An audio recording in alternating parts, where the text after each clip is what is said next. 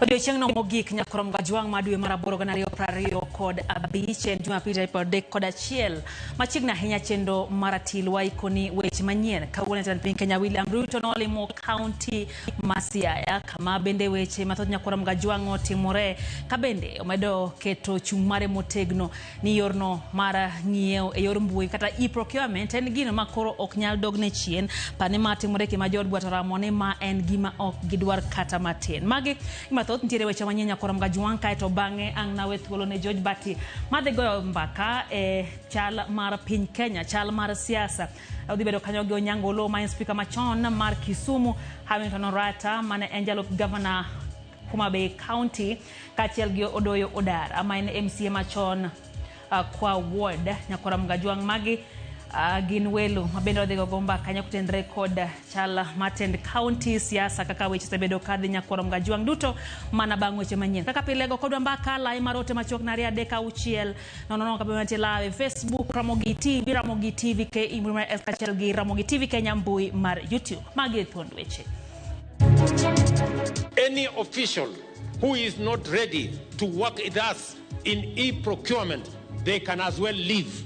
Waondoke kwa serikali waende watafute kazi nyingine. Jatend piny Kenya William Ruto makochung' ni bede migepe mag serikal nyaka timana gi lony manyasani mar mbui e nyiewo margi kaka yor geng'o mibadhi. We revive and we bring new investment into that region and into that Yala swamp. En geno ne jopiny ma Siaya ma osebedo kadwaro dongruok e thidhia mayala ka jatend piny koro lieko ni nyaka kete e lwet jaket mwandu mabiro kelo dongruok. Ng'ato achiel owito ngimane ka boro yudo hinyruok e tulo ma omuoch e kind jodak ma Mau Narok.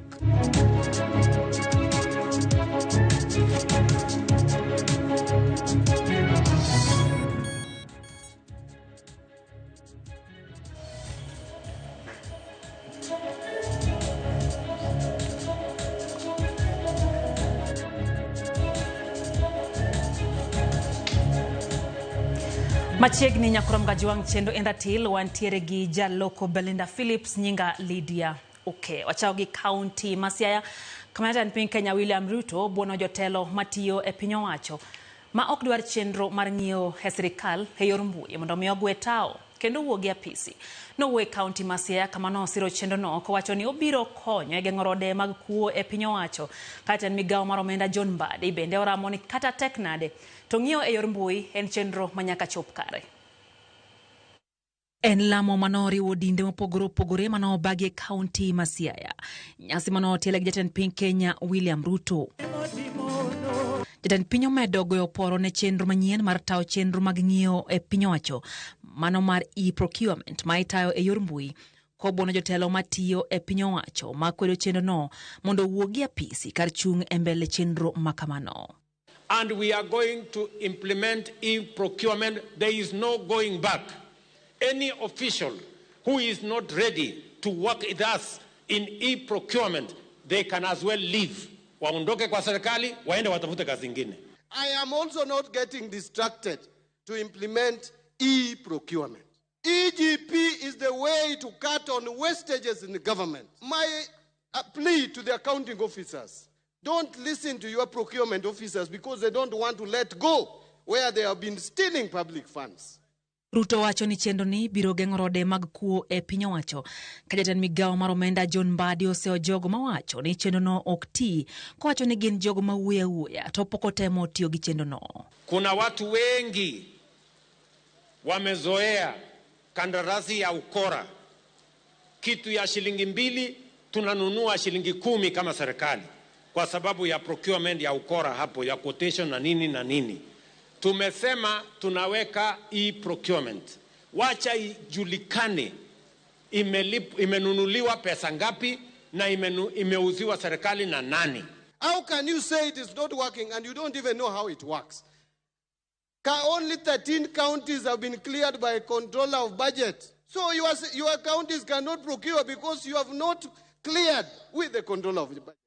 The ones that have cleared with controller of budget, by next week you should be ready to start procurement. Ruto oseweche ma osebedi ka iwacho gimoko kuom ute fwambo makeo ni chenro makamano. Mibadhi osemieno Kambadi to wacho ni omenda mano otigo e chenro no en milioni 370 to ok bilioni 5 kaka ilieko. Alafu ndio wanaandika headline, sijui Mbadi sijui 5 billion sijui nini.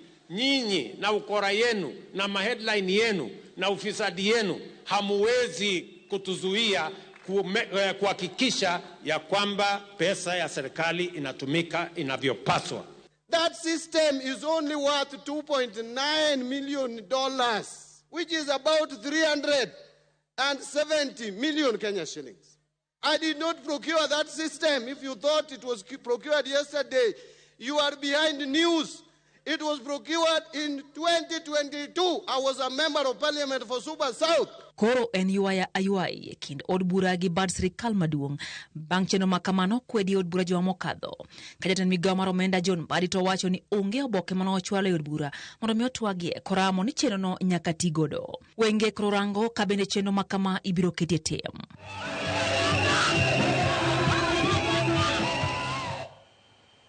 Kaparone County Masia jatend piny Kenya William Ruto singo tieko chuoth mibadhi mokwako kumba mar thieth mar SHA.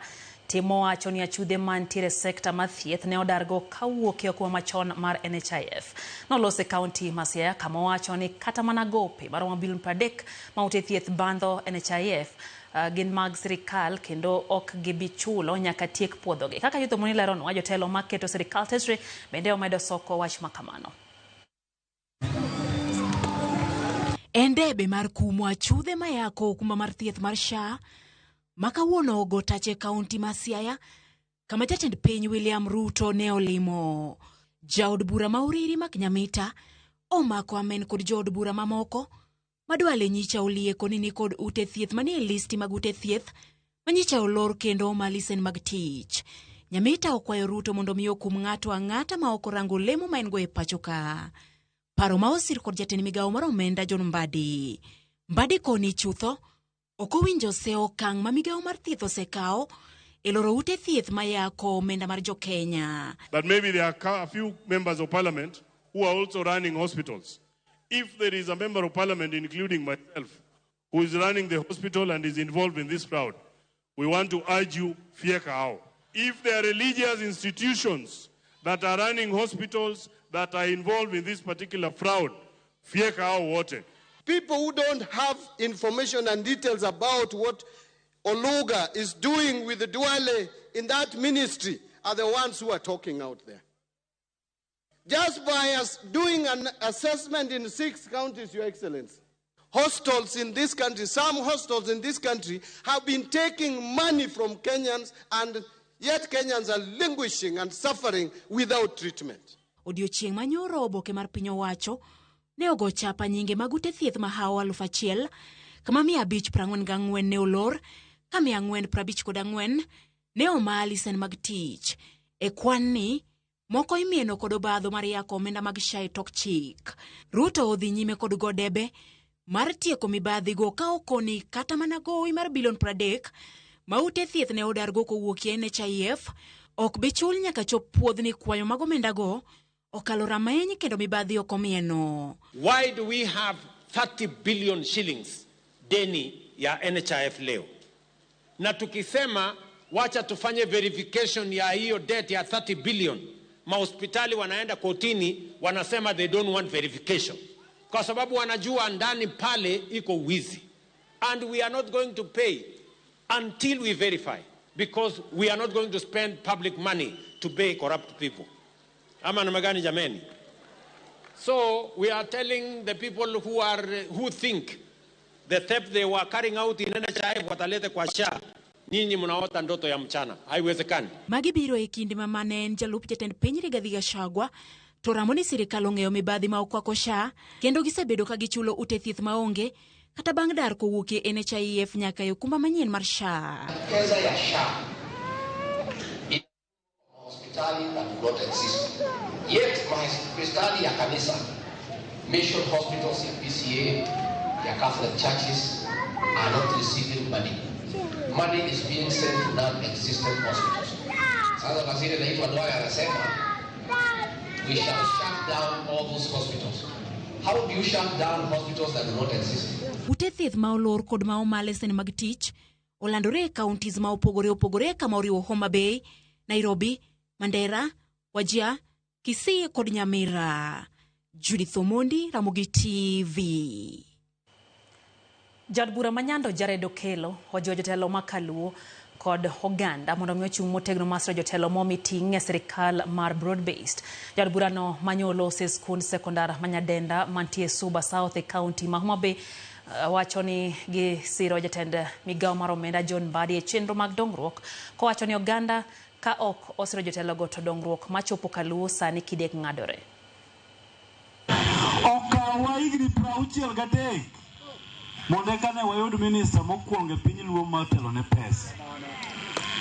Okawa igni 34 mondo nyo wayud PS mar internal security ko yugi no tho.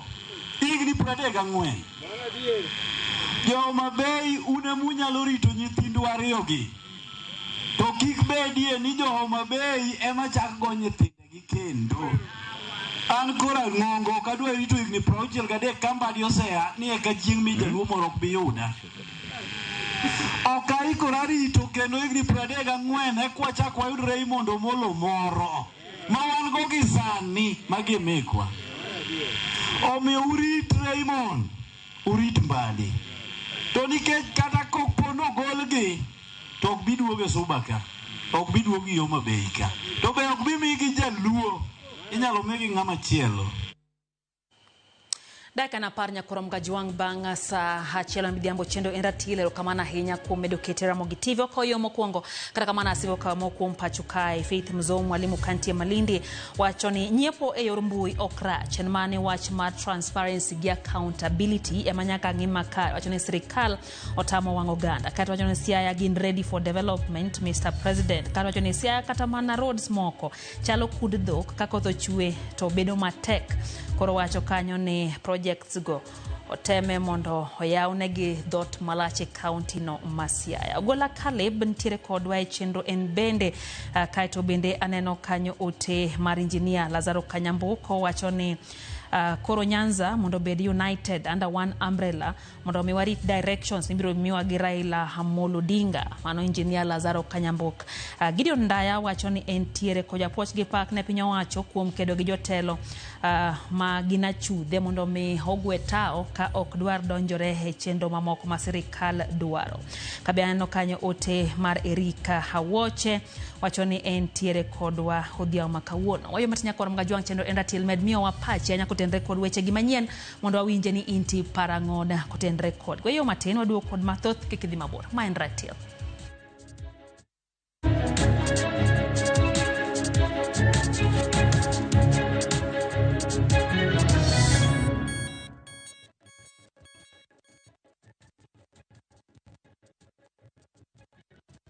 Looking for the perfect getaway?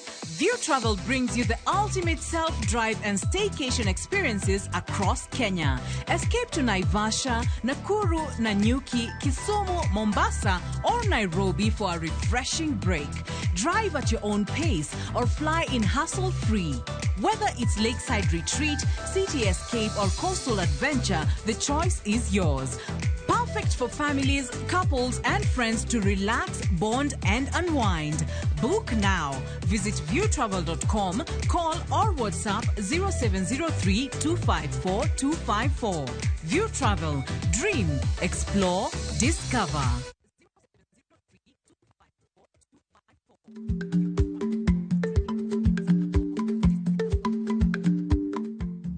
Icha gweno to ichao gwang'. Matiende ni, kapok ing'ado bura ewi wach moro amora, kuong inon ng'ama rach.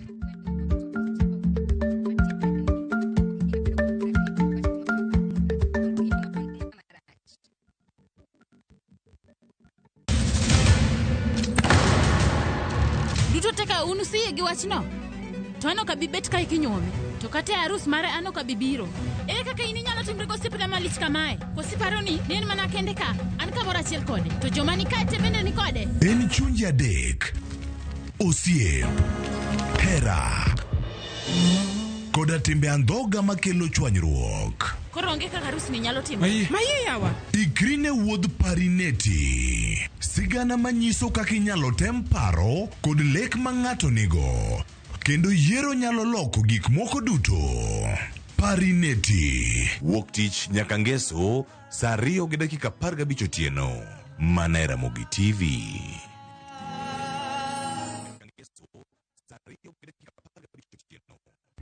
Saa zingine mambo kupata bila plan. Gas ndio imeisha, landlord akuache upumue, mtoto ni mgonjwa na bado ni mid-month. Usijibox kwa noma.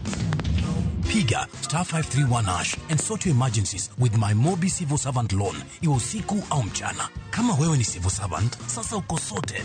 Dial *531# and get up to 20,000 shillings and pay from your next payslip. No paperwork, no guarantors, no drama. Ni wewe tu na simu yako. Register now and see your limit in seconds. Build for Kenyan civil servants. My Mobi. Iko sorted.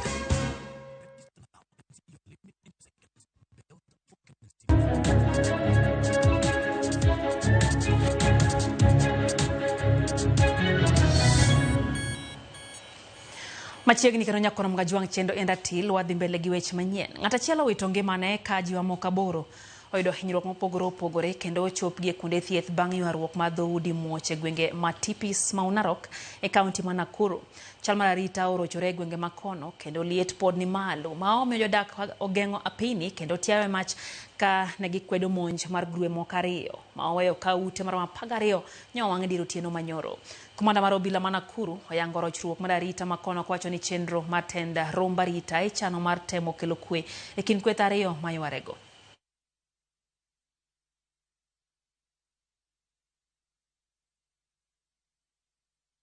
Ni kukosa, tumekosa amani. Sisi ni mmoja wenye wamechomewa nyumba na tumeenda kutafuta amani. Lakini yale mambo nilishuhudia usiku sijawahi shuhudia. Watu zaidi ya 200 walivamia senta maploti yetu na mpaka kujeruhi wengine wesetu. Na ndio nimeona siwezi vumilia, heri niende nyumbani kidogo mpaka amani ipatikane, lakini najua kwa sababu Mungu yuko na serikali iko. Basi waliniattack usiku mwendo wa saa 2. Watu walikuwa wengi, more than 20. So wakanipiga, wakanikata hapa hivi, then wakadhiri jicho. Kwa hivyo naomba nyinyi tushikane, wakazi wa Tipis market, kwa sababu yote Tipis vile nimesema ni mpaka yetu ya jimbo la Narok na jimbo la Nakuru. Kwa hivyo tushirikiane vile tumeshirikana mwenzangu hapa na kamati yote ya usalama. Kifika saa hiyo kila mtu, na kama ulichelewa kwa shamba ulale huko uendelee kesho ya bandari ya kuja kuchukuliwa tena na gari. Riwruok mar Kenya Red Cross bade ma Homa Bay no bago puonj ne jopiny kaka ginyalo konyo kedo gi masiche mapoya kaka yono ni oduok chien kwan masiche mathoro juko kendo hinyo jopiny e kaunti no. Jafo Morale Beach ni gilegre kwa e kaunti ma Homa Bay. Riwruok mar Kenya Red Cross kuom higni 60 sani osebedo ka chwalo kony ne jopiny kinde mag masiche mopogore machalo masiche mag mach, masiche mag apaya, e kind masiche mamoko kama oting'o nyaka siro oganda kinde midhiero mag oula e gwenge mopogore pacho ka. Riwruok mar Red Cross e bade ma Homa Bay bende osebedo ka chiwo sir ne jopiny kinde mag midhiero ka e kinde ne mag dhialo higni 60 nyaka ne Red Cross chak tije ne piny Kenya ne gibedo kod thuolo mar chiwo puonj ne jopiny kaka ginyalo reso ngima kinde mag masira. Coordinator mar Red Cross e bade ma Homa Bay Samuel Omondi wacho ni thoth masiche mag mach e udi ikelo gi muoch mar agulu mar gas ma en achiel kuom puonj mane gimiyo jopiny kaka inyalo geng'. Dhialo higni 60 ma Kenya Red Cross osebedo ka konyo godo oganda e piny mar Kenya. Kaka Homa Bay branch ne wabedo kod wuoth miluongo ni Power of Humanity Walk ma wawuotho ka wapuonjo jopiny kaka ginyalo geng'o midhiero kapok otimore. Watimo nyasi machalo kama, wakwayo jopiny ni giriwre gi Red Cross. Red Cross en migawo mar oganda. Inyalo join Red Cross kaka volunteer kata kaka member mondo ibed achiel kuomwa mondo wariwre e kony mwakonyo godo oganda. Riwruogno wacho ni nitie masiche mathoth minyalo geng' ma ok otimore, kata kamano jopiny ok osebedo ka yudo puonj malong'o ewi kaka ginyalo geng'o masichego kod bende kaka ginyalo reso ngima e kinde mag masira machalo masiche mag mach, masiche mag apaya, masiche mag nam e kind midhiero mamoko. Wachiwo ngima ne jopiny. Sama ichiwo ngima to in bende iyudo ngima. Wachiwo ngima seche ma wayudo accidents e yore mag ndara. Wachiwo ngima seche ma jomoko yudo accidents e yore mag mach, seche ma jo yudo accidents e yore mopogore opogore. to wakwayo kawuono ni jopiny duto mondo riwre kodwa kanyakla wabed e chama achiel mar Kenya Red Cross mondo mi wabed thuolo ka wanyalo chiwo kony ne jok mopogore opogore. Riwruogno bende tiyo kanyakla kod riwruoge mamoko kaachiel kod sirikand kaunti mar neno ni jopiny moyudo masira oresi mapiyo kaka owinjore kod bende konyo geng'o masiche manyalo hinyo jopiny kata bende gin kod pek e kinde ma gitiyo tijegi. Achiel of challenge maduong' ma wan go en ni jopiny paro ni Red Cross nigi pesa mang'eny ahinya ma ka wadhi irgi mondo gikonywa wa fundraise together nikech resources mwa biro go e oganda en resources ma wuok kuom oganda.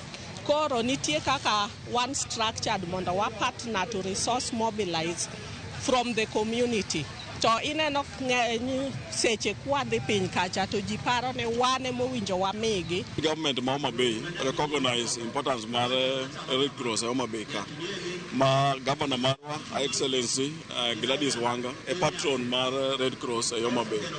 Mar ariyo, osetemo matek ma dwe mokalo notemo momiyo gilo ma gidwa gero regional office mantie malo kocha mondo gibed ni ka gik ma gi provide Homa Bay okan gi e county ka mok ni giringo gidhi Kisumu e ka giyudogi. Alia Beach, Ramogi TV, Homa Bay.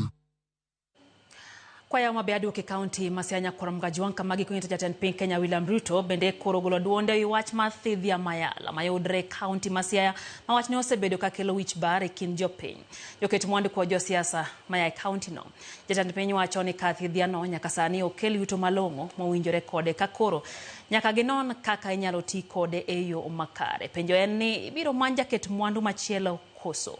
Onje chini na wawekezaji so that we can make sure that we revive and we bring new investment into that region and into that Yala swamp so that we can take it forward into the future. Watu wa Siaya, mimi nimefurahi sana kufika hapa. Yale mambo yote nimewaeleza ni kwa sababu tunataka tushirikiane na tutembee kwa pamoja.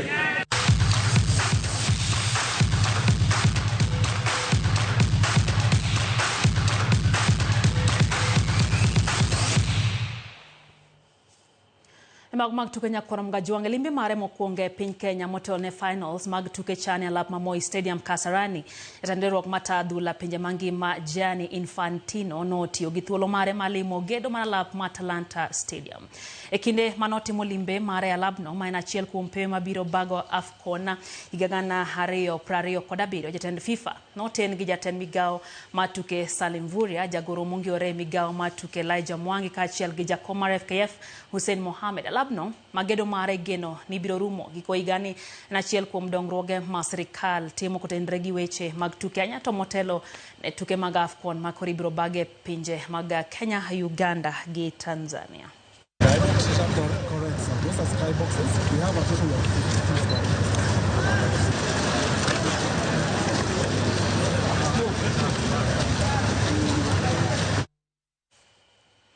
Nen morgi lo ne nyithindo matugo tuke adhula lap ma Babadogo e kinde mane jotugo matugo ne tim mar Harambee Stars kaachiel gi jotelo mag riwruog Dr. Raymond Omolo Foundation nolimogi. Tim mag Rudney Strikers, New Soka, Rachel Ayemba, Green Commandos, BGF, Senators, Dream Fillers kaachiel gi Galaxy FC duto noyudo lip tugo. Soksi kaachiel gi opich ma en chenro mano bedo kod tok limbe mane jagoro Dr. Raymond Omolo bedo ga alap ma Babadogo kendo ochiwo ne jotugo matindo singo mar goyogi Jack kotenre gi dongruok mag mich mar tuke mag adhula.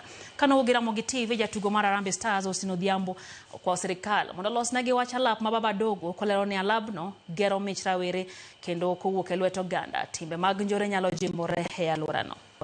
Babadogo because so many of the kids put their hopes here because so many of them are talented. Alafu kiangalia watu kama sisi pia tumetoka hapa, so ni muhimu sana kiwanja kaa hii kibaki. As I said, ina reduce vitu mob sana cause ni mtaa, ina reduce crime cause crime pia inakam na idleness. Imefika sasa inahitaji viongozi kama Raymond Omolo. Si Raymond Omolo peke yake, wasike mkono wawe viongozi wengi. juu hii kitu hatuta change na mtu mmoja. Tunataka wawe wengi pia wafanye kitu Raymond Omolo anatenda. Wawe wengine pia waende Dandora, wengine waende kwa Wangari, wengine pia waende hata Kakamega. Ifanyike Kenya nzima, ndio Kenya tutakaa na wachezaji kama Nigeria. Tuko na wakina Olunga wengine hapo wadogo, wakina Oliech wadogo hapa, wakina Mugubi wadogo. Kwa hivyo mpira inalipa. So ningependa kuambia vijana pia kitu muhimu kabisa ni heshima. Ukitaka kuendelea mbele na talent yako, kuwa na heshima na utaona mfano mazuri kwa heshima yako. Today the government has done and has been a role model to this community, by buying the uniform to these children, because even some of the parents, they don't even support the sports. But when the children come in this field and the leaders support them financially, this is encouraging to our community.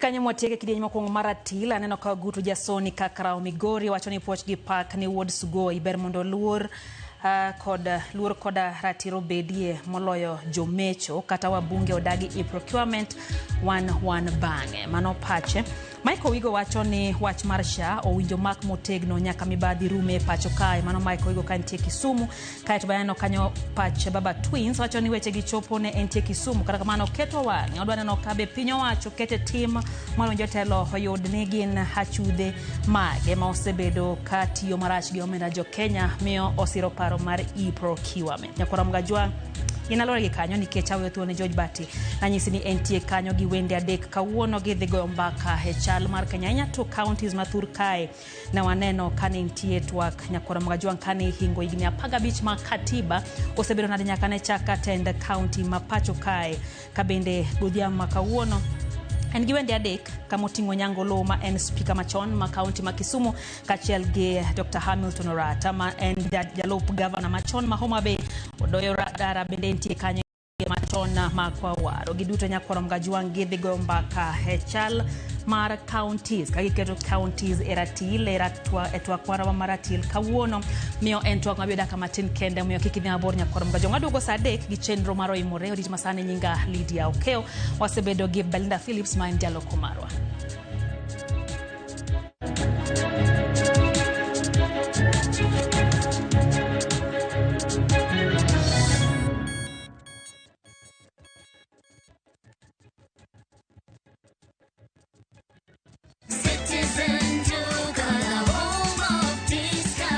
No queues, no heavy bags, no stress. Just shop on citizenduka.com and get everything delivered at your door. We deliver across Nairobi, Kiambu, Thika Road and beyond. Shop now on www.citizenduka.com or on the View Sasa app.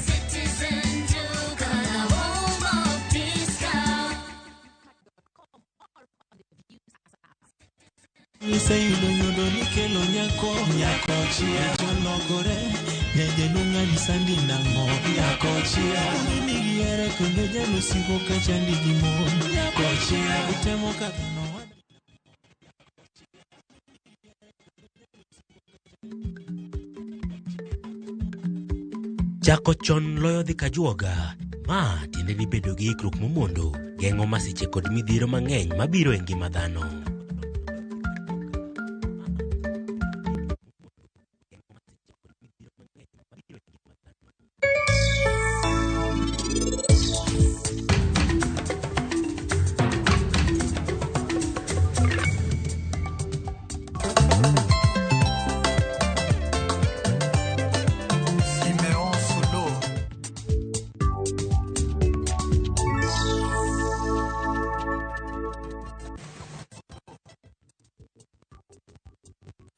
Introducing Wigo, your trusted ride. The ride with the most reliable, verified, efficient and transparent drivers. With fabulous cashback incentives for passengers, each trip on Wigo feels like an upgrade. Download Wigo from Play Store or App Store or SMS Wigo to 20425 and ride with confidence. Wigo, let's go.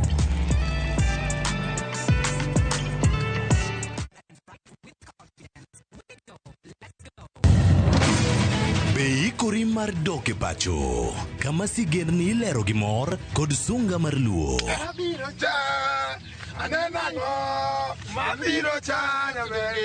Chakre weche hera mamulo chuny, anyuola, time machon, nyaka sigendni madongo mag kit anyuolawa mapakowa. Magi ok gin mana sinema, magi gin sigendni magwa. Ka ok mana chikni emomiyo koro sani wabedo kaka familia. Kar nyamerwa dak efore to wantie. Dhok ma wawacho, koko mag nyierowa, kit luo kod sigendniwa nenore ayanga.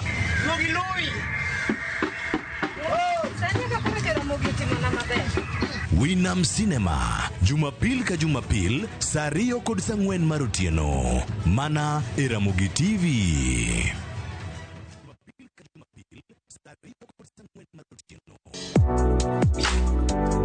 Chiemo ka chiemo nigi sigana mare. Moro ka moro kuom kit chiemo miyiero kelo nigi moro manyien. Ojuri to koro kine machagi ma eno kilo ladha. Chiemo okelo appetite. Kata bed ni en chiemo mamit, manigi suya mamit, kata manigi iro, waduto wawinjo kitgi. Omit. Kochakore chuny pacho nyaka e Kenya mangima, wakelonu kit chiemo mopogore opogore, sigendni ma ok ong'ere koda timbe machon. Aleya en ringo mawanyeo walire to wakete gi chumbi. Kokalo kuom chiemo ka chiemo, biuru e wuodh ng'eyo kit chiemo, kit timbe kod tudruok. Tedo gi chiemo kod jailieta, tich adek ka tich adek, saa 2 okinyi, mana e Ramogi TV.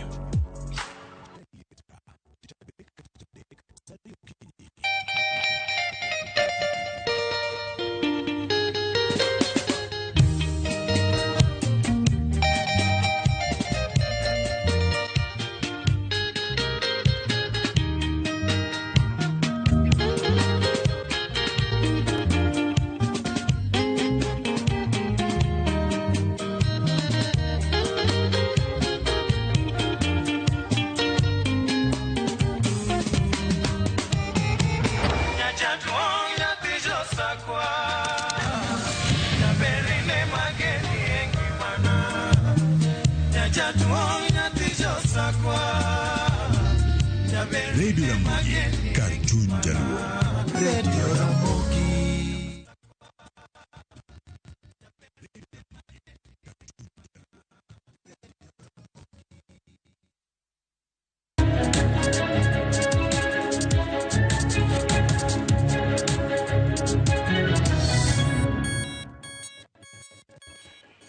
Erokamano nyakwa Ramogi kuom yiero Ramogi TV bang' bedo kod Lydia Okeyo e weche manyien mag Ratil. Twak mar Ratil chakore sani nyakwa Ramogi. Kawuono ni waketo e Ratil telo mag counties kaka gisebedo ka gitiyo. Chakre ne gidonji e telo kaachiel kod okenge manoketi e telo mokwongo nyaka gi sani nyakwa Ramogi. Higni koro sekalo modhaw. Wan ka kod wenda an gi wendona mayudore e studio marwa ma Kisumu. Mabende nobedo speaker mar county ma Kisumu Nyango Lo en kod wachiel kachiel e twak nyakwa Ramogi otieno ma kawuono. Kopogore kod Nyango Lo wantiere studio marwa ma Kisumu dhi wuoyo kode kendo wago kode mbaka Ratil. Ma kawuono an kod wendo naka iluongo ni Odoyo Odara nobedo MCA ma Kwa Ward e county ma Migori. Kasto an koda Dr. Hamilton Orata mabende ne obedo jalup governor mar county ma Homa Bay e kinde telo mokwongo. E thuolo ni nyakwa Ramogi na modar wagi ni machiegni e twak mar Ratil kawuono ka wang'iyo weche mag counties e Ratil nikech magi e mise mane katiba manyien ma oganda ncho ingo higni 15 mare ni obiro godo mare no ni chenro mag dongruok ochopo machiegni gi jopiny. To bende chenro go osechopo machiegni gi jopiny adier koso gin chenro mane andika to tich minyalo wachi pod yulo ang'o ma nyaka tim. Tang'o miyo samoro gwandruok bedo ga e counties kata mana e county assemblies mayudore e alwora mag piny Kenya. Ang'o ma inyalo timore kata ang'o minyalo tim mondo resma japiny oyud dongruok. Machiegni nyinga en George Bati ma en Ratil chakore sani. Chiel kachiel machiegni nyaje duong' Dr. Hamilton Orata. Erokamano George Musiepna. Waget record straight okan Dr. Orata asomo to pok bedo doctor. So an Orata. Erokamano amoso Jaramogi joma winjowa. Jo oganda mawinjowa wadwoko ne gero kamano wageno ni twak mag kawuono biro medo konyo mondo omed konyo devolution kaka gima loko ngimawa. Erokamano ahinya machiegni ahinya Odoyo Dara. Anno ka ifwani ka kod Odoyo Odienya maja marabiko. Erokamano ahinya Bati. Amor mar bet e studio kawuono. Kendo chutho iluonga ni Yayalo Odoyo Dara. An MCA manosetiyo kwa ward. Kendo gisani ane jakom mar MCS manosetiyo e Migori County. To bende atelo ne kanisa miluongo ni Cristo Church of Evangelistic Ministry. Thank you. Erokamano ahinya. E studio ma Kisumu, jaduong' Onyango Lo ka oponi ang'eni koro duondi osebedo maliw kendo iwinja. Machiegni ahinya, thuolo ni mari mondo imbire bufai ni nyikwara Mogajwang' mondo wachak twak marwa mang'iyo counties ma piny Kenya. Erokamano ahinya George.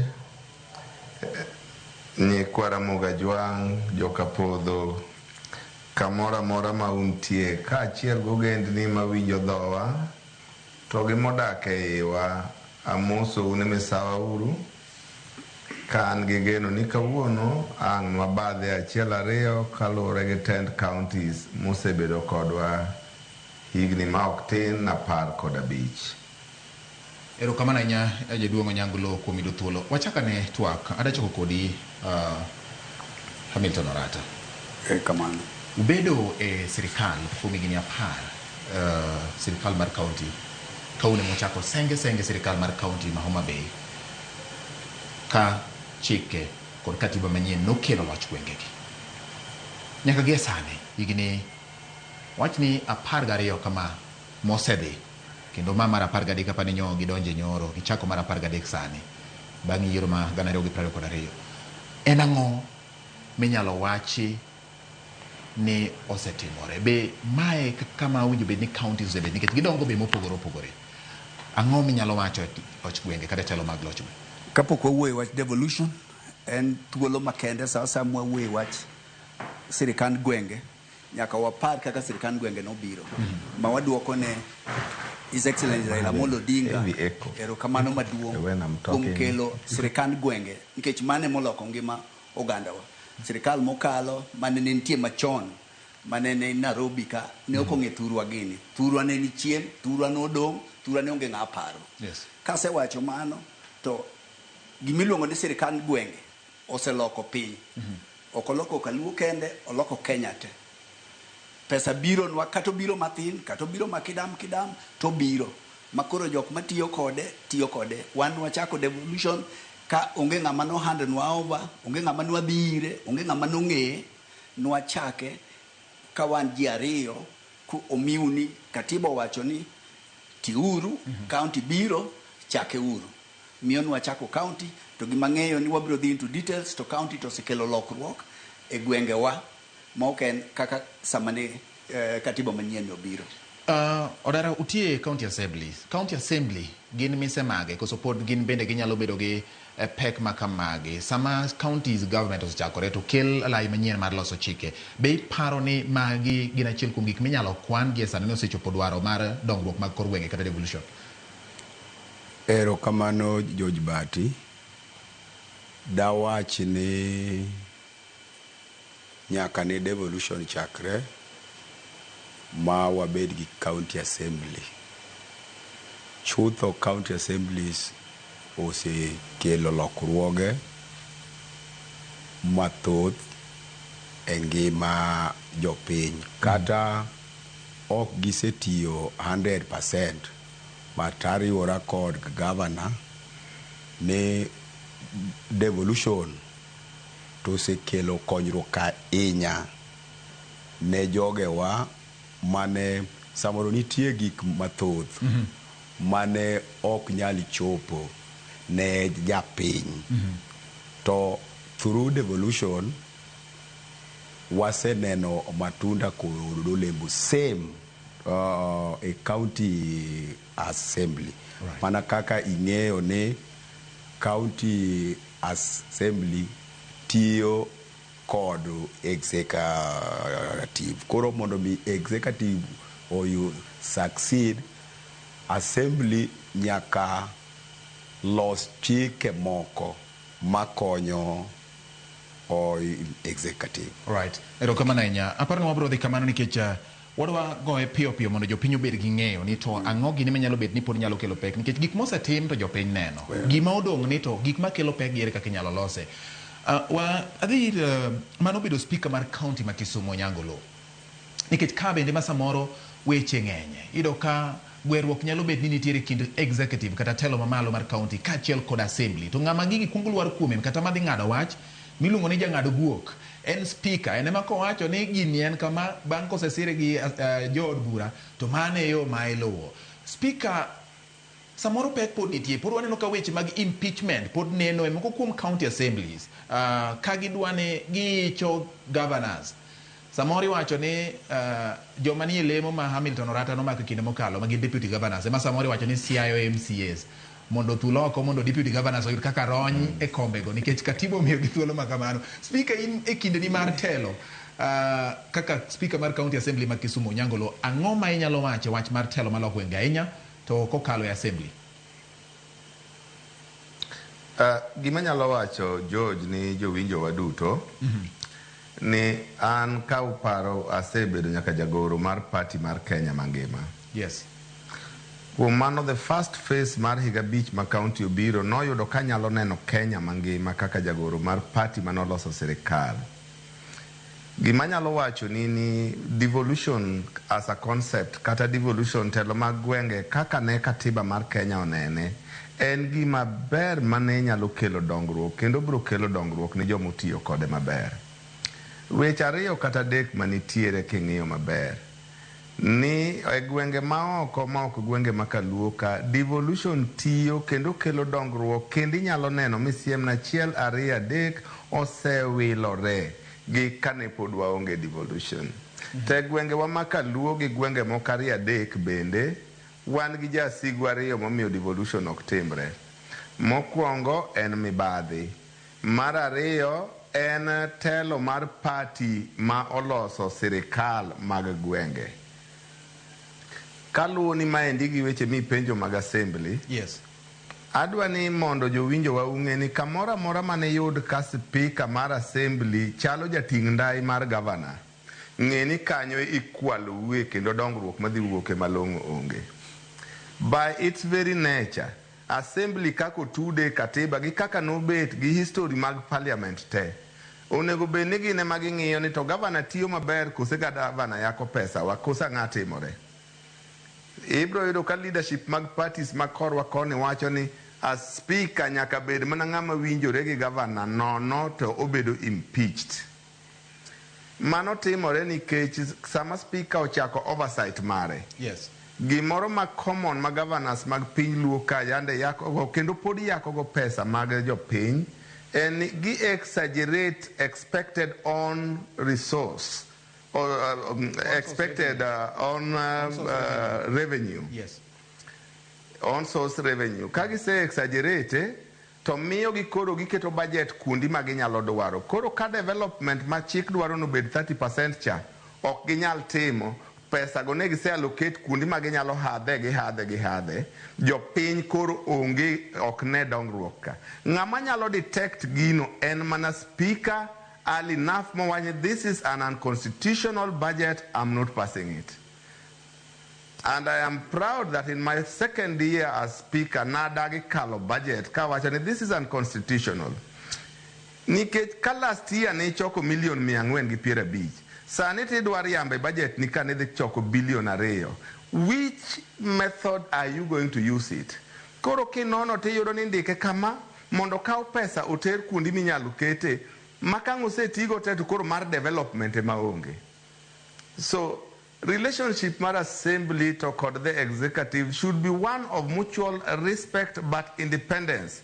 Waluoro ube uluorwa to wang'iyo mondo kik usolwetu e aguchi jopiny. Makamano tek to koro kanye ma ji were. To kineno kisechako tij oversight ma serious e pinje mag luo ka te yudo ka koro party biro ni koro you must be impeached. Ok en adiera ni deputy governors gore gi governors nikech ka samiriambo deputy governor chances are ni riembo, sami riembo governor, chances are ni riembo gi deputy governor, ma ng'ama nyalo act en mana speaker kiyiero loso yiero machielo cha. Mane manyalo wacho ni jowinjo wa ni the county government kata loch mag gwenge ne en concept maber, pod ober kendo tiyo kuondi moko, to ok obi tiyo kuondi moko ma pod mibadhi ogo e tach, ma pod telo ma party dictate gik monego tim. Tati yuro ka jatend party achiel maduong' dwa timo tenda chiegni 70% mag county go. To kutimo oversight, kanyo koro speaker nyaka riembi kata governor kod temo tamore tinyalo riembe. Miyo piny luo 10 years after devolution onge gima long'o minyalo wacho. En mna minyalo wache radio kata TV kakwa wacho kani, to kako ridhi e ground. Gima long'o madisiem obed Kisumu, bedo Mabeyo, bed Siaya, Migori nitie gima tin their first term. Onge. Okay. Mano kaluwore go Nyangolo, osebedo bedo speaker, ong'eyo kaka budget ne biro negi kaka ne wach mane midwa wacho Jidong Rata. Osiepno Nyangolo, waket record straight. Itiyo higni 2, kang'e ni itiyo higni 3 kapok ibedo impeach, anatiyo devolution higni 10. Yes. Waloko Homa Bay. Mane timore Kisumu kata counties mamoko to kang'eyo. To kang'e kaka Homa Bay ne chal, kaka nwakawo Homa Bay kanwa weyo, to nwaloko ngima jo Homa Bay, nwakelo gik moko Homa Bay ma dhi nyime nyaka sani. Kanyo wadwoko ne governor ma sani tiyo erokamano nikech gik mane wawe nus otieko thothgi. Healthcare ma Homa Bay ne rach, ne wan mwakwongo wandiko Nyamrerwa kapok ng'ato ndiko nikech nwang'iyo health situation ma Homa Bay. Yes. Wage facilities makoro sani tich ne ndiko ji mondo dhie facilities gogo. King'iyo Homa Bay kani wakawo tich kolera ne nego ji. Sani kolera ok neg ng'ato Homa Bay. Kiwe mano gima ji ok nyal neno, but en tich sirikal. King'iyo Homa Bay kane wadonjo ne waonge kata ma stadium wagero. King'iyo Tom Mboya University obiro Homa Bay nikech devolution we biro nge ng'ado paro tero university Homa Bay. King'iyo kata gik madhi nyime Homa Bay, yore feeder roads ma wayawo ne gintie. To gima dwa wache wach budget. Yes. Ni kama osiepna Nyangolo wueno assemblies a weak link e tij county. Thothgi kodonjo e tich to gingi tij gi mane katibo miyo gi mar oversight representation to legislation. Gidwa ni gitim gimineno chendo kata malo ka gidwa ni gibed implementers. To kinyal implement ti oversight. Assemblies wa okaw tij gi mar oversight seriously mondo gitim. For example, kidwa ng'eyo resources mabiro ne counties thin, kech pod en around 15% minimum makatiba oketo. To pesa madhi ne counties thin, to moko bende dhi mos. Te idhi gima gidhi mos ni iyudo ka assembly bende nitie gi portion ne, which is okay. Te i budget assembly be nitie development budget. Assembly to develop ano. Gidwa bedo implementers to gidwa oversight. Ok nyal work. Mar ariyo, ana appeal ne MCS wa mane gineneva. King'iyo gibende gi county gisida Homa Bay nyocho o host 20,000 people manodhi e DevCon. Tiende ni gin gi facilities manyalo host MCS. Tiyodo ka MCS romo to giromo Homa Bay, giwuok gidhi e county moro, gidhi Kisumu. Nang'o? Pesa ma devolution nobiro mondo lok ngima ji, mondo pesa oringi e county. One kane watiyo 10 years ne wadhi kaka katibo wacho 30% pradeke wimi tenders mane michiwo ni wachiwo ne youth gi mine Homa Bay. Tenders gik mane timo Homa Bay te jo Homa Bay mane time kendo pesa ne ringe e county. So development okinyal nene, to development dwani ng'ato kata kama modhigi nyanya chiro to odogo ni onge ng'ama nong'iewo, to ng'ato ng'iewo mana ka pesa ringe e county. Erokamano nya Odara. Iwinjo ka wacho ni weak links kata nyao nitiere mbekni moro, nitiere iluongo nang'o olalo moro kata daraja moro ma mbek ma MCS giwegi county assemblies chal ka gima nitie kaka ok gitim tijgi, gidwa ni gin bende gichopo dwaro mar dongruok ma owinjo bed ni timo gi executive, kata kok kamano gimbe gidwa bedo ni gibed contractors ma be iseneno dipo ni en achiel kuom gik machando chenro mag dongruok ma kor gwenge. Jaduong' Bati adwa kono nyikwara mogi Jwang'. Ni ayiera go Nyangolo e wach moro mar corruption. Kidwa gima nego devolution to en corruption. and okochakore e county assembly. Gini ochakore e national government. Nyochi winjo ka ker mar piny ywak. Adwa koni ne sama watimo tijwa e county assembly. To nitiere samoro michuni. Ginga. Kod executive. Executive. Yes. Mok katiba. Katiba. Katiba dongo ndiko tiju. Katiba ndiko tijwa. Bati dapejie bing'eyo salary ma MCA yudo to bedie bing'eyo salary pesa manitie e lwet governor. Koro ka ng'ato ingi kod pesa to tami kata tiyo tiji bonego iti nikech onyalo tami kata nindo e odi. So tabu maduong' gin jogi governors. Executive. Yes. Otabini da ordinary. Ni wira. But yes. Ka okel gimoro, yes. For example, an atiyo kod Okoth Obado iga ayu beach ne watiyo mayo ber, lakini challenges mago kama ne Onyango Loi wacho ni samoro okel budget kipenjo ni to gini manyocha ne en kamani mano ero ipinga ng'owa governor. Koro tuo maduong' geno jogi ok county assembly. Yes. Mondo jo kama pinyo ng'e gima timore. Kiwinjo MCO chako paro wach msara mano no kodhi tich. Odhi manyo pesa. To kidhi manyo pesa to we tijno ne ng'ama dwa tiyo oversight. Corruption nitie. Onge miriambo. Yes. To jopiny emoyie corruption. Jopiny kaka sani kaka Gen Z bende nitie. Dwarore corruption be exposed mondo makti. Ani winjo ka corruption nitie all over the world. And natiyo gi anti-corruption. True. Mang'iyo weche anti-corruption maber. Pinje te nitie corruption. To pogruok ni koyudi ting'e ni tho e rum. Thurwa ka ng'ato timo corruption to pesa no bi enjoy to jinene to onge gima ji wache. Adapinji wach moro jaduong' Orata.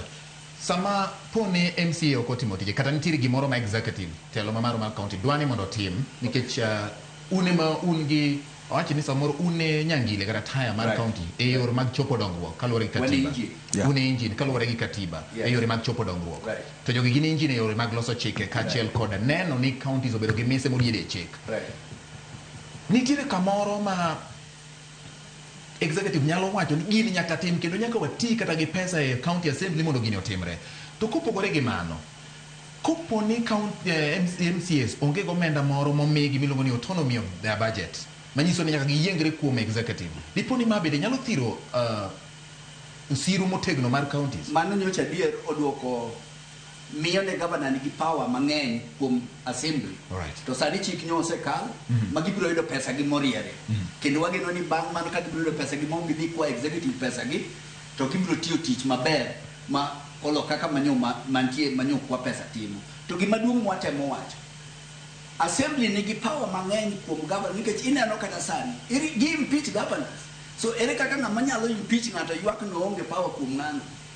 So gima wawacho ni assemblies wa otiya tijegi budget ko biro gimochendo e ndalo mani watiyo. Manya neno ka CS Mbadi nyote moloso. Pesa ne okubi e financial year te.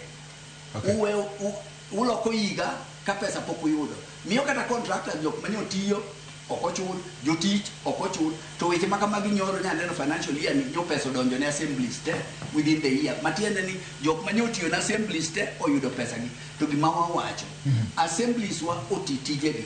Governor kose loso CIDP magiloso budget, gini assembly ma approve. kaeto ioro negi budget gi approve. Ang'o ma mono gi ng'iyo ni to gik mancha gi approve budget ka otimgi. Jaduong' Onyangolo, wach mar mibadhi ni Jaduong' Hamilton Orata oyie ni entie to bende no riwruok kodi kaachiel kod doyo dara. Dipo ni MCAs kata County Assembly dwa muonyo moingogi. To bende en adier ni samoro bedo ni pogruok nyo nitie kinde machien kanyo pok olok chik makoro County Assemblies bedo kod omenda magi.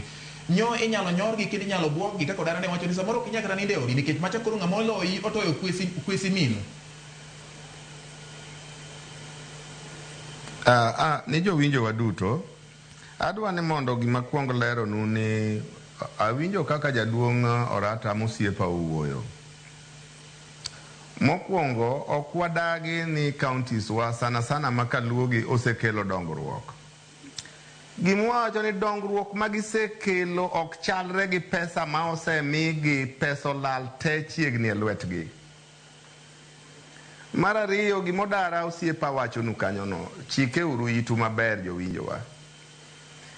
Inyalo bedo ni in gi teko mar impeach governor, inyalo bedo ni in gi teko mar oversight the county government. But gima gikwongo gidhi gitimo ni the governor kwongo bedo osiep speaker. Koro en ichiemo kode. Maka MCA ma ordinary owacho ni dwa ting'o kata bade ni oket pes kwe budget ka. Ikwongo itame wuodhe mag assembly te okodhi, osemaye pesa. Ka en gi kom manyocho bede, iriembe. Governor bende get in touch with the party, indiko ni barua kata ni dwa riembe. Jomodong' koneno kako tim ng'ani koro giyie gimoro amora ma governor wacho. Koro yako pesa assembly kaka dhi. En wach malich ahinya kosiepa maluoro kendo ahero Mr. Orata nyalo kwanonwa dongruok e weche mag health kod education mane gitimo Homa Bay bang' higa 10. Gik mokwanogi te are not devolved function. Wachnwa gik mane utimo gi pesa mane umiu mondo utim, to gi gimomiyo assembly mane onego oversight no ling' thi. Negi ling' thi nikech either gin compromised or gibedo threatened inyalo riembgi or omigi pesa. Those intimidation and corruption avenues ka ok watieko, counties mamoko ka dhi lowa kendo dongruok gidhi dhi mbele. En adiera makende ni sani koro assembly nigi budget mare. Yes. To kata chon chande pogruok ne en ni pesa wa omo ka executive, but pesa mobed allocated na assembly en mar assembly ma executive ok nyal tiyogo. Kendo assembly ne nigi power mar keto ni ma ata kete oversight, ma kete training, ma kete salaries, etc. etc. Gima duong' to the individuals ma waketo to these positions, are they capable? Are they up to expectations? Can they stand up to a wrong being done to the people, or can they stand up to the governor kayako pes jo piny tieko ni en gi support mar the party? Nono kata wami assembly pesa neni koro kao direct. Bro, kik buogi ni speaker governor ka governor dwaro ni ene odwaro ni oyier speaker ma ene modhi tiyogo.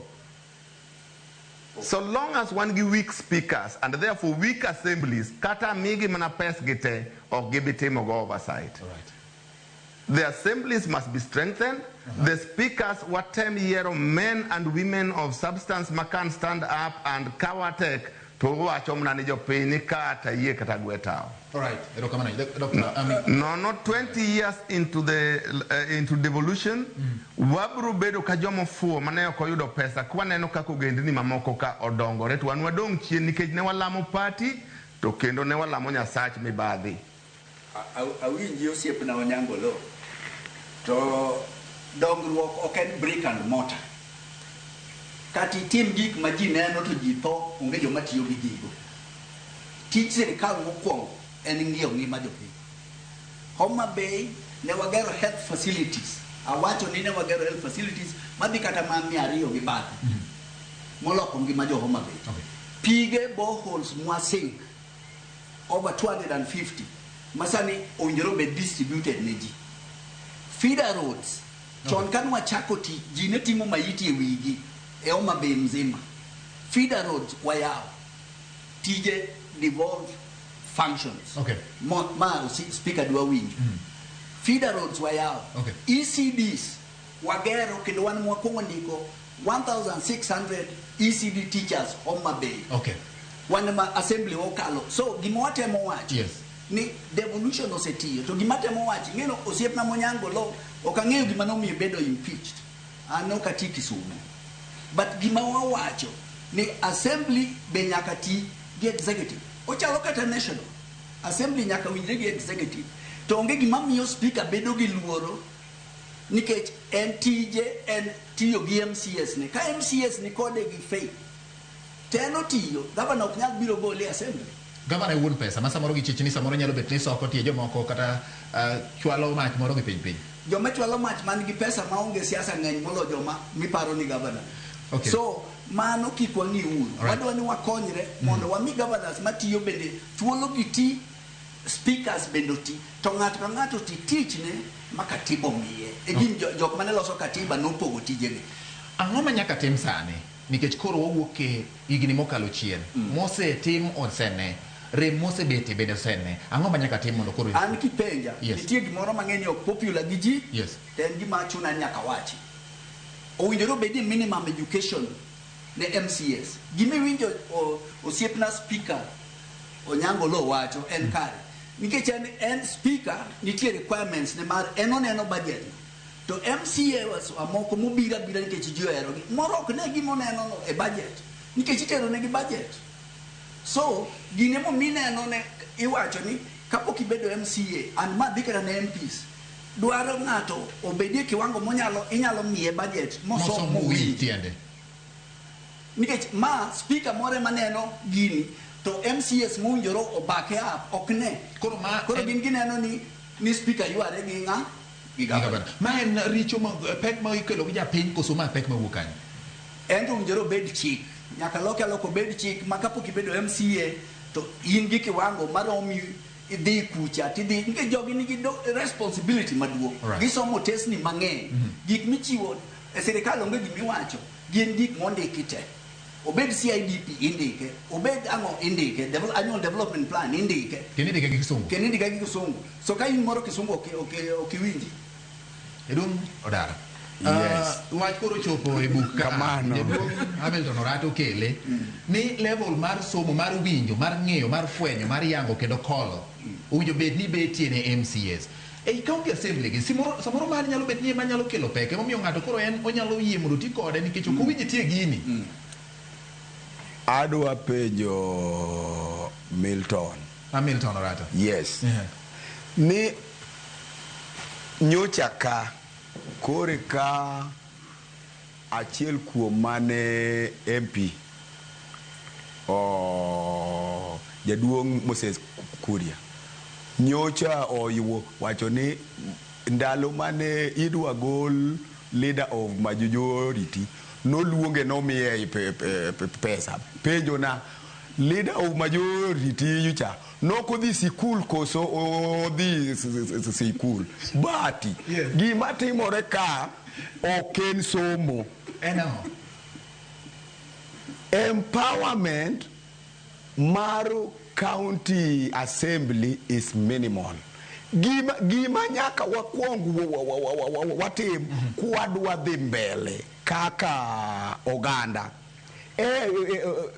eni nyaka waketo maino wa eyo county assembly achiel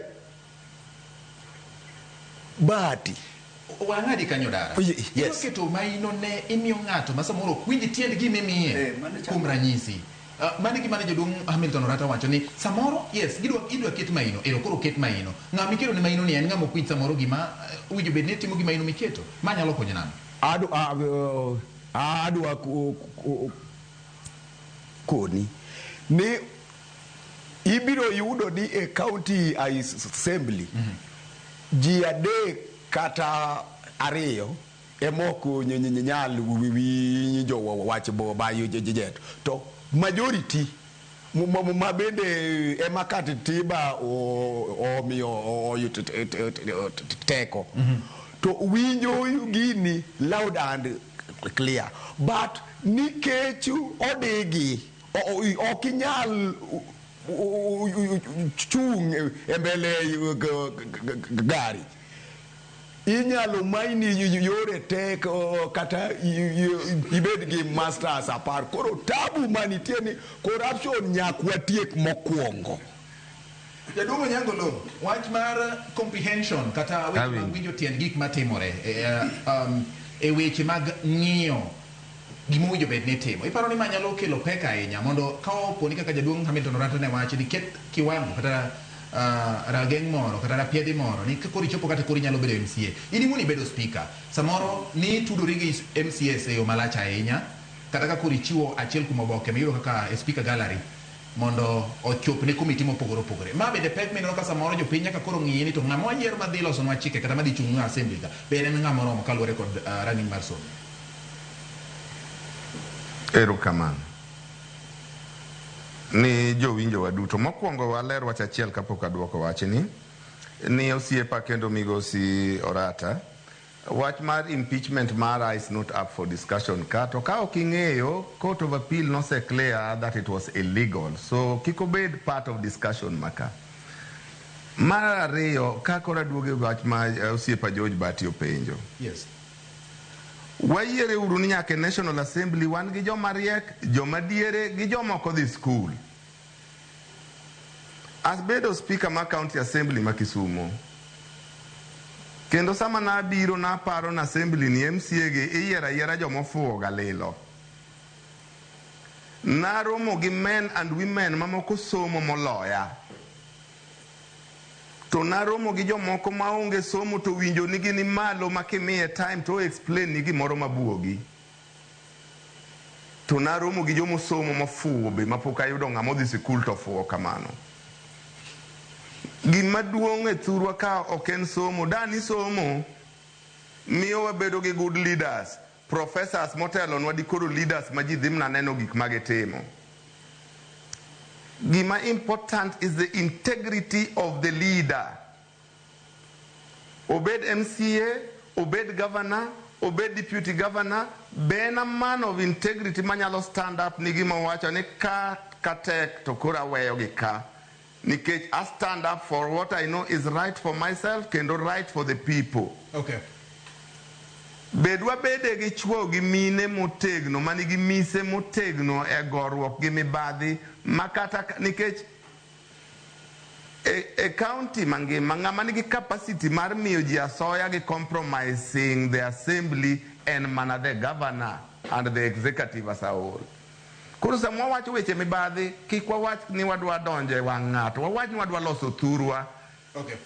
Okay. Ni the executive mondo tim gima ne chik owacho ne mondo tim okel dongruok ne jopiny. Ka en gi pek to wach gimomiyo en gi pek. Okay.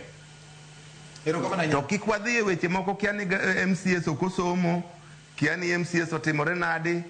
Ana wega ni somo ni kara is synonymous gi leadership. Leadership has nothing to do with the somo. It has everything to do with integrity and caliber mar the individual motelo. Correct. Okay. Mano kaluwore gi Onyangolo, yes. Osiepna Onyangolo, apologies ma kelo no. To asekwayi ng'oni ng'ama osiepna ng'e kumae. Okay. To wach somo to kwa BSK. Okwadwa populist. Ing'eni wach somo en budget. Budget. Nitie jok ma jowadgi ema pimo ne gima nie budget. Nikech ok onyal some mowinji. An gadieri nitie jomosomo mo ofuwo, ok awach ni ng'amo ok osomo ofuwo. Kwerewa ne ok osomo to giketo ginyuolo wuonewa ma gikelowa. Gima wawacho en kama wawuoye wach budget. Ni ka MCS owinjo tie budget. Mong'e ni ward na budget ondiko ni dhi timie gino. En tich ne ng'iyo ni ka gino ok otim to ok otim nang'o. Mano gima wawacho. Okay. To e kalatese gi nyaka ng'ato kawe masome mok ng'ate masomo to pimone. Kigo mbaka to ng'ato ka ng'ato nyalo winjo kati somo kata kisomo, samigo mbaka tiwinjo. To sama koni dwaro tich mikao kalatasi omiyi budget ni ng'ato ka ng'ato mondo ong'i mondo ng'i kama kami wacho ni executive kete mibadhi e budget. Jowadwa man dwaro ng'ama some. All right. Watikuru twaka, ang'o manyaka timo dara? Ibede county assembly, ang'o manyaka tim mondo Ywaruok manyalo bedo kind county assembly gi executive kata telo mamalo mar county kik bedie mondo japiny oyud nikech gini okele ne japiny. Kamano. Kawatieko. Achiel bati namor kane president o sign into law o bill makoro miyo county assembly yudo pesa ne. Okay.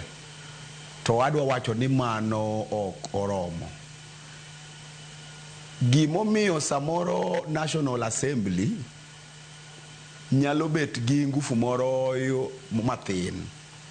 Tiende ni en kod resources mamage ma gin gi CDF ma bende ineno ka baba wacho yuni CDF ni unego duok nego governors. County Assembly member Okay. nigi lwete nono gi salary. Koro mondo mi tiek tuo yuni nyaka wakel ward development fund. Okay. Mano kaluwore kode. Wach ni mogiko jaduong' Orata mana second ariyo kama. An wach na mogik. Yes. Ni wakwani MCAs otim tich ma katibo miyogi. Ka gitimo tich ma katibo miyogi, gin gi thuolo mar oversight executive. Right. And an gima nyalo wacho ni ka giyie to gi sami budget ka ng'at MCA ka MCA ong'iye owinje mondo giket governor oti kaka budget dwaro. Erokamano. Jaduong' Onyangolo, wach ni mogik kawatieko. Second mok tin ne apar. Erokamano ni nyikwara Mugajwang' kamoro amora ma untie. Gima nanyalo wacho ni counties ne en paro maber manobironwa to watem wabeduru jogo manyalo timo gimiluongo ni social audit kamoro amora ma wantie. Ne japiny kama intie ibe nyalo neno gima rach mikwere. Mar ariyo watem wayieruru jogo manyalo telo nwa gibed gi somo kata gi somo to gibed jogo manigi chia mar telo manyalo kwero gimoro karach. Okay. Mar adek katieko jothurwa kamoro amora ma wantie. Nyasaye moro mar loko party Nyasaye ni wa ayeuru party obed gi mwatero godo jotelo mondo yier to kose yiergi to wabed ni wanyalo tiyo ni jopiny ok ni ka party protect governors ma corrupt to onge gima wanyalo time nikech party owacho. Kokamano. Yes. To devolution en gima ne kare. Devolution en gima ne kare. Telo mokel machiegni kuomi en gima ne kare. Puoch gi pak ne in Onyangolo mano bedo speaker mar county ma Kisumu. Puoch gi pak ne Odoyo Odara Odoyo Dara ma bende nobedo MCA ma kwa ward county ma Migori. Puoch gi pak ne jaduong' Hamilton Orata manobedo jalup governor mar county ma Homa Bay. Gik duto te Nyasaye manomiu ne otimo kamonyalo kapod en gi thuolo machielo nitiere moko monyalo miu. Gima duong' ka ni chia mar telo, bedruok, winjo kaachiel kod keto dwaro mar japiny mbele kaluwore gi twak maroma kawuono nyakwar mogi in bende in gi ting' mar neno ni ibedo ng'at manyalo ng'iyo gima ber gi gima rach kendo isiemo. Nyinga en George Bati e lo wenda gi in bende miketo wang'i oriti masani. Mano ni Ratil waromo kendo e thuolo machielo.